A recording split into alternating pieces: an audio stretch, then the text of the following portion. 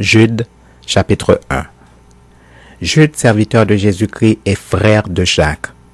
À ceux qui ont été appelés, qui sont aimés en Dieu le Père et gardés pour Jésus-Christ, que la miséricorde, la paix et la charité vous soient multipliées.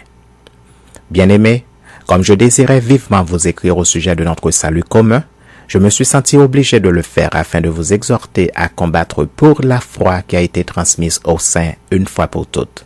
Car il s'est glissé parmi vous certains hommes dont la condamnation est écrite depuis longtemps, des impies qui changent la grâce de notre Dieu en dissolution et qui renient notre seul Maître et Seigneur Jésus-Christ.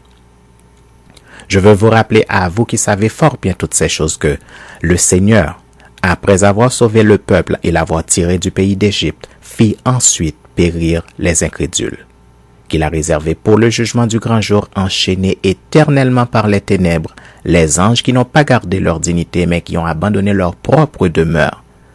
Que Sodome et Gomorrhe et les villes voisines qui se livrèrent comme eux à l'impudicité et à des vices contre nature sont donnés en exemple, subissant la peine d'un feu éternel. Malgré cela, ces hommes aussi, entraînés par leur rêverie, souillent pareillement leur chair, méprisent l'autorité et injurient les gloires.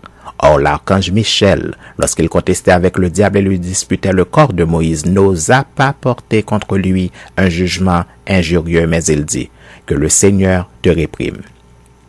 Eux, au contraire, ils parlent d'une manière injurieuse de ce qu'ils ignorent, et ils se corrompent dans ce qu'ils savent naturellement comme les brutes. Malheur à eux, car ils ont suivi la voie de Caïn. Ils se sont jetés pour un salaire dans l'égarement de Balaam.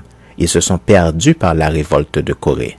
Ce sont des écueils dans vos agapes, faisant impudemment bonne chair, se repaissant eux-mêmes. Ce sont des nuées sans eau, poussées par les vents, des arbres d'automne sans fruits, 2 fois morts, déracinés, des vagues furieuses de la mer rejetant l'écume de leurs impuretés, des astres errants auxquels l'obscurité des ténèbres est réservée pour l'éternité. C'est aussi pour eux qu'Enoch, le 7e depuis Adam, a prophétisé en ces termes. Voici le Seigneur est venu avec ses saintes myriades pour exercer un jugement contre tous et pour faire rendre compte à tous les impies parmi eux de tous les actes d'impiété qu'ils ont commis et de toutes les paroles injurieuses qu'ont proférées contre lui des pécheurs impies. Ce sont des gens qui murmurent, qui se plaignent de leur sort, qui marchent selon leur convoitise, qui ont à la bouche des paroles hautaines, qui admirent les personnes par motif d'intérêt. Mais vous, bien-aimés, souvenez-vous des choses annoncées d'avance par les apôtres de notre Seigneur Jésus-Christ. Ils vous disaient qu'au dernier temps, il y aurait des moqueurs, marchant selon leurs convoitises impies. Ce sont ceux qui provoquent des divisions, hommes sensuels, n'ayant pas l'esprit. Pour vous, bien-aimés, vous édifiant vous-même, sur votre très sainte foi et priant par le Saint-Esprit, maintenez-vous dans l'amour de Dieu, en attendant la miséricorde de notre Seigneur Jésus-Christ pour la vie éternelle. Reprenez les uns ceux qui contestent, sauvez-en d'autres en les arrachant du feu. Et pour d'autres encore, ayez une pitié mêlée de crainte, haïssant jusqu'à la tunique souillée par la chair.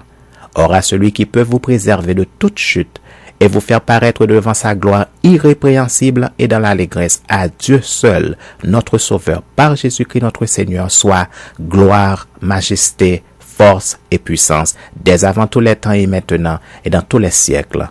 Amen.